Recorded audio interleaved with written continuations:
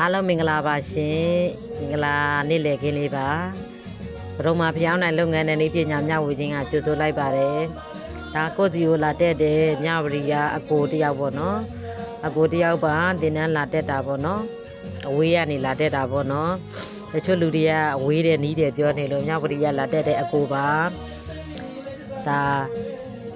သင်တန်းပေးနေတာပေါ့နော်ကျမတို့စီမှာလာပြီးတက်တယ်ဆိုရင်ကိုနေရာနဲ့ကိုအလုပ်ယုံဆိုတော့လေပို့ပြီးအဆင်ပြေတာပေါ့နော်ပို့ပြီးအဆင်ပြေပါတယ်ကျမတို့ဘက်ကလည်းတင်ပေးရမယ့်ဟာတွေအကုန်လုံးကိုဆရာသားမချင်းအကုန်တင်ပေးလိုက်တာပေါ့နော်ဒါဆိုရင်တိုင်ချိန်ကြီးလေးပြနေတာပါပေါ့နော်တိုင်ဖျောင်းနိုင်ဘယ်နှလက်မှစိုက်ကိုလောက်ရမလဲဆိုတာဒါတိုင်ချိန်ကြီးလေးပါနော်တိုင်ချိန်ကြီးလေးကိုပြနေတာပါဒါဆိုရင်ဒါဖျောင်းနိုင်ဖျောင်းရည်ခတ်နေပြီပေါ့နော်ဖျောင်းရည်ဒါစလောင်းနေပါပြီဖျောင်းရည်စလောင်းနေပါပြီရှင်ဘယ်အလုပ်ပဲမဆိုဒီတိုင်းတက်တာတဲ့